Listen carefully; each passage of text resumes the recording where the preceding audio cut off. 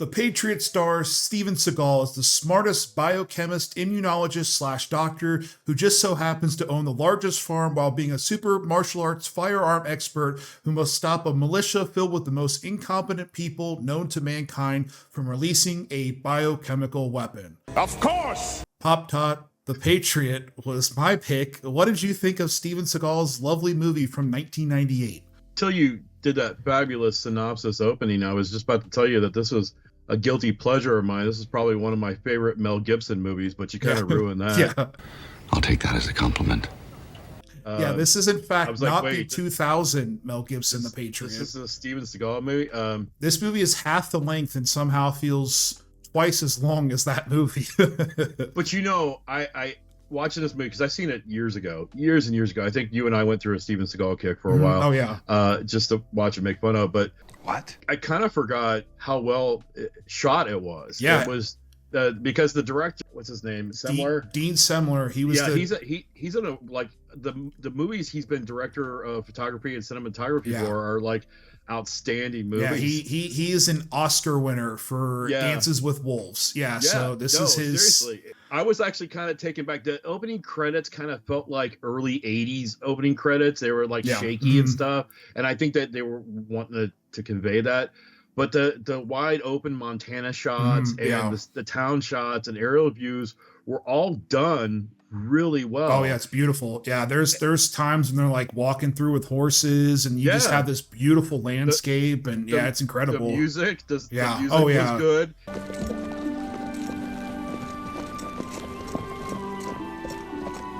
Steven Seagal has always, I think he's listed a couple of like old school Western actors. So he's always had this huge hard on for having Westerns, and he's never really got to do one. So this is kind of it. That was the safe place to put my motherfucking money. So with that said, like you said, the militia is just a bunch of incompetent guys. The leader is this Floyd Chisholm, played by Gailard Sartain, which many, I recognize him. He was one of the coaches of the replacements. Mm-hmm. And he was an American. Yes, The Floyd Chisholm character was kind of a little comical. He wasn't, that he kind wasn't of scary a very good bad guy. There was no real good bad guy in this. Didn't blow up on you, did it? No, because even the guy who played Pogue, with his right-hand man, he was like a man of many trades. He could do just about anything. He was a botanist and immunologist. And Seagal loves to show off all of his expertise and his many amazing things that he does. But this movie, he does all of it, but he doesn't do a lot of it. There's not a lot of action in this movie. It's pretty tame and kind of surprisingly dull for being a Steven Seagal movie. Oh, yeah? That doesn't mean there's not quite a lot of funny parts. And whether it's the Russians, the Chinese, or the Americans, somebody's going to steal it and somebody's going to let it go. Now look at it. Including when he comes into the hospital, and everybody knows him because he's some super renowned immunologist that also knows how to work on biochemical weapons. There's a scene when he goes in the hospital and he has this back and forth with the doctor, and it's horrible. Doc, holy shit. I've never seen anything like this. It's so goofy. The doctor's, the way he's saying these lines, it's just so bad. What do you mean? Plastic beakers. I don't understand. If you saw when they showed his name on the sign for his local clinic, he had a PhD and an MD. I did not. Oh, wow. Yeah, so he's a man of many traits. many traits. Yeah, there's the one scene when he's in his office, and because he's the good old boy. He does things without getting paid, which I guess is how business works. And he gets paid in pies. He gets paid in pies, and behind him you have all of his achievements, and he's just the most amazing man. And I love it because the new age Steven Seagal, and I don't think you're too familiar with him, is Neil Breen. And Neil Breen, he has the black tank top, which is Steven Seagal is known for. He has all the laptops, which we see Steven Seagal do too, and he can do everything. It's the constant John Wickism. Like, you're the greatest at doing this. Please help and save us. And it's just like, what? You listen here, Wes. You're the best damn immunologist we have in this country. What, you're gonna... They were saying, unlike Outbreak, where the two main actors were Army doctors. Yeah. He's supposed to be like some sort of CIA doctor, and so he's not just, I mean, he's probably like been trained as a covert op or something. Yeah, he was able to take people's guns away. Yeah, and he obviously did like 2 or 3 scenes where he kicked the shit out of people. The politics in this, which it's kind of something I want to avoid, but the politics in this, including the treatment of flu-like things, which I'm going to avoid saying the C word. Holy shit. It's so mind-bogglingly bad and confusing. Like he's very anti-Western medicine. Because in Western medicine, they're in the business of prolonging illness, and I'm in the business of curing it. But then he gets mad at the CIA guy because he's like, I told you, we should have sent up this preventative care thing. There's a new game in town, Wes. Contagion containment. I think that's the stuff that I was preaching to y'all years ago. That's Western medicine. Let me ask you a silly question. You have an antitoxin or antidote? Preventative care is Western medicine. Like what you're talking about, setting up immunology clinics, is Western medicine, dude. Like I don't know. Like it was just so frustrating. And then he kind of sided with the militia guys, but not really. Listen, I got nothing against plain army.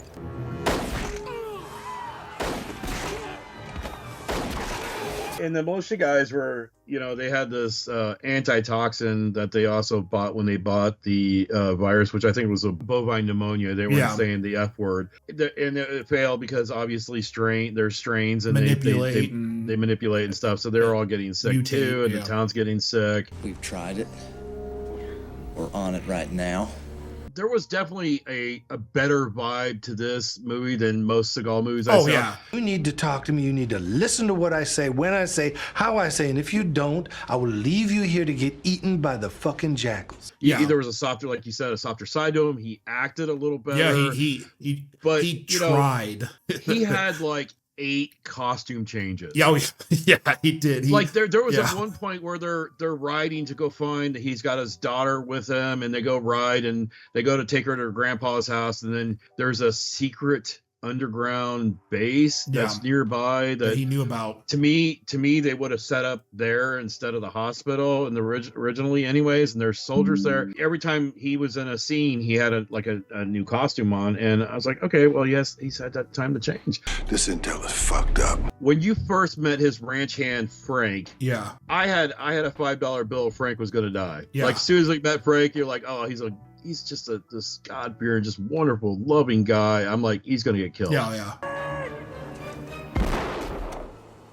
And he dies horribly. Yeah, the monkey trying to fuck a football now, really. This whole thing is just a fucking mess. Reading about Seagal, he's known for a lot of things. He's kind of like ultra right to the point where it doesn't make any sense. He loves Putin, he loves all that kind of crap, but he's a huge misogynistic douchebag, and he thinks he's the greatest person in the world. But he's known for only being on set for 3 hours. So every take you see in the movie, it feels like the director was like, oh shit, cut, I guess we're going with that. The Russians, the Chinese, or the Americans. Somebody's gonna steal it, and somebody's gonna let it go. Now look at us. There's times in that escape bunker facility where there's guys dying, and it's supposed to be sad, and the music's hitting it home, and the directing's really trying to carry it. Nothing from Seagal. And it's like you probably could have been like, all right, we need a little bit something more. And he has one part where he throws the laptop, which was very Neil Breen.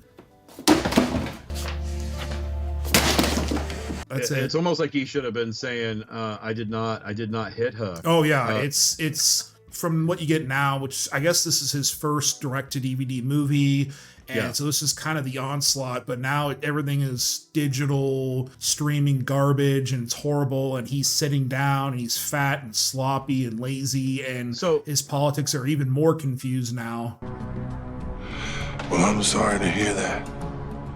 Because now, I will snatch every motherfucker birthday. Did you figure out on your own who his daughter was? Yeah, she was the assistant that came in, or she worked at his clinic or whatever. No, I meant his little girl, his little daughter. Oh yeah. Girl. She is also another lost and found person. She was Camille Bell, which was in Push. It's for dessert. Dessert means after supper, you know what I mean? Mm-hmm. Yeah. How come you got some crust in your face? I did not.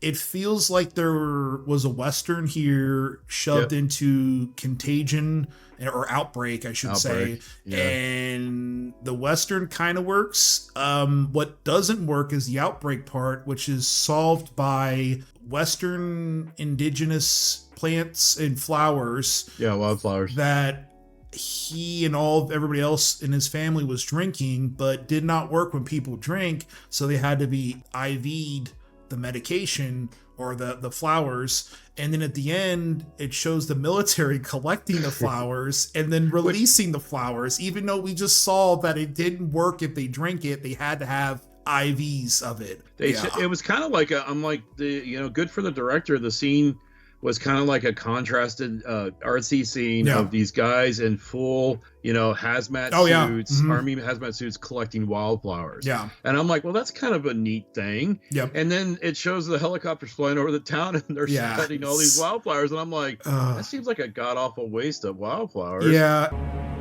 That this is all a result of you fucking me. Steven Seagal is one of those people that he's gotten picked on a lot for being very bad at, I don't even want to say like ethnic blending, where he tries cultural to be appropriation. Yeah, he tries to be gangster. He tries to be. Foundation of all people has to be where we come from ultimately. And ultimately where we come from is the divine. Vladimir Putin. Religion or magic, it just has to do with blues. And that kind of swampy blues that came from Mississippi, Delta blues, Mississippi. I'm a little bit Asian, and I can't play like this, and those are the guys that I was lucky enough. I think this one he was trying to say he was like indigenous, which he might be. I don't really know what his racial or ethnic backing is. My father was a Russian Mongol. Yeah, I have some Italian on my mother's side. I was the only one that wasn't black. If you watch his movies, he'll try to do like gangster slang, and then he'll try to be like where he's bowing and shit. I feel like I'm talking to a retarded child. I didn't understand that part, like if that was his family or his wife's family, because his wife passed away. I don't like to really talk too much about myself, but as usual on Lost and Found, we rate things by lost. You completely ignore it. Don't find it on streaming or found. You go out and seek it out on a weekend watch like we did. 1998's The Patriot, not to be confused with 2000's The Patriot. Where are we putting it, Pop? I'm going to have to say you're going to have to bury this. I mean, it's not a great film, but I actually went into it because I'm trying to think the last Steven Seagal movie we saw where he was the sniper and he had the fake mustache and stuff. You still sore about that $50? Oh, you won't be like that now. That was a really bad Steven Seagal. So I went into this movie with that kind of mindset. It wasn't as bad as I thought. Holy shit. No, not the cinematography was great. The music was great. The plot was really kind of crappy. At the end of the day, if you want to watch something like this, I think Outbreak is a good movie to fall back on. You and I love watching B movies. We love watching Steven Seagal movies. And so I went into this much like you, thinking it would be one of those sniper movies or whatever, where it's lazy. And it's actually very competent at times, but what comes across doesn't mix well with the bad movie part. Steven Seagal's got better movies in terms of actual film quality. He's got more entertaining bad movies, and this just kind of forgettable. The greatest thing about it is that it's short. It's so stupid short. And it sucks because this Dean Semler guy, he's still working today. He's got a gigantic career. He won an Oscar. He got attached to this big toe that is Steven Seagal and didn't really go anywhere. The movie went direct to DVD, cost like $25 million. Audiences didn't really care for it, surprising. Critics didn't like it, surprising. And I think you could probably just avoid it. It's not really worth watching. The couple the shots are kind of cool and pretty, and that's about it. And as usual, thank you guys so much for watching. Thanks for supporting. Please leave us your recommendations. Be sure to subscribe and hit the like button. That helps so much. I can't press enough. And, if you guys want to just tell us we suck, your Aunt Tiffany loved it, whatever, let us know. And we'll see you guys on the next one. Bye, guys. Holy shit.